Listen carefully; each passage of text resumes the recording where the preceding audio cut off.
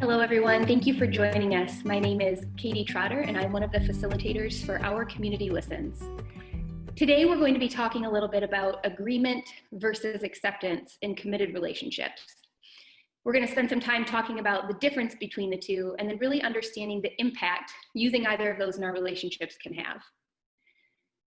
Oftentimes, in committed relationships, we may find ourselves in moments where our partner does or says something that we do not agree with. And in that moment, we really have two different ways that we can respond. Sometimes we choose to try to make them agree with us. We feel this deep need to get our partner to change their mind. We want to be right.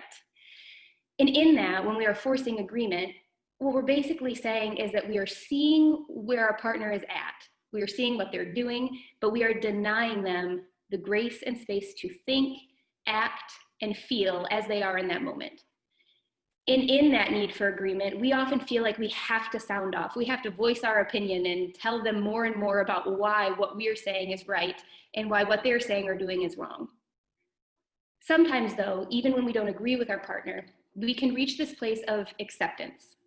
We can see and be okay with where that person is at. We can give them grace and space to be thinking, feeling, or acting how they are in that moment.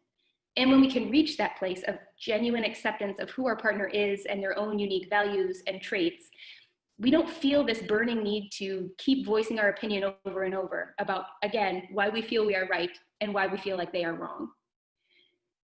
When we do these two different options, there's a very significant shift in the dynamic of the conversation based on which of these two routes we go. Again, when we get focused on trying to force agreement, it really makes it difficult for us to listen to our partner. Because if I'm trying to get my partner to agree with me, then while they're talking, there's a good chance that my mind is pretty filled with the judgments that I'm having about the comments that they're making. My mind might be a little bit preoccupied with thinking about all the comebacks that I want to say the next time it's my turn to talk.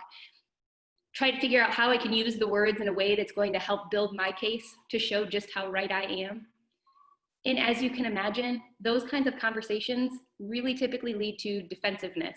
And you don't really hear a lot of success stories about somebody coming back at that with, actually, you know what, you're right. I've seen the light.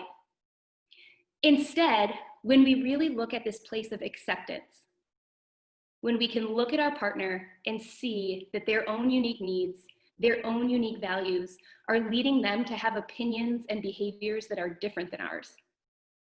And that doesn't make them any more right or wrong than our own are right or wrong. It builds a lot of trust in those types of conversations where there's this acceptance that's extended, this grace that's shown to people.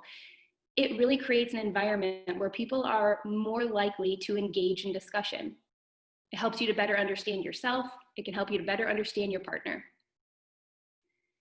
Now, when we talk about disagreements within committed relationships, it's going to hit on a variety of different levels. There are times that we disagree on some things that might seem small.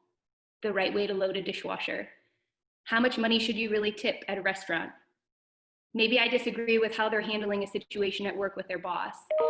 Or maybe it's on bigger things. Maybe we have different religious opinions. Maybe we are on different sides of politics. Maybe we really cannot come to an agreement on how we want to handle some parenting things with our kids. But regardless of whether it feels like a small disagreement or a big disagreement, it can be really helpful for us to not lose sight of why those disagreements are happening in the first place.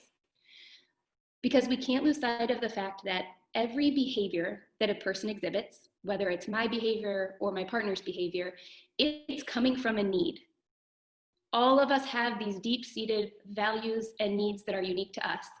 And those lead to our attitudes and our opinions about how things should be done. And those result in the behaviors that we're actually doing. So what do we do, right? Maybe we really want to reach this beautiful space of acceptance, but it can seem really intimidating and difficult to get through. So when you do find that you're disagreeing with your spouse, step one, take a breath and pause. Make sure that you really understand why this is something you're disagreeing with. Think about what the behavior was, what was bugging you, and determine what need or value of mine is feeling impacted or threatened by that behavior. Then it can be really helpful at that point, before you engage in discussion, to check your motive.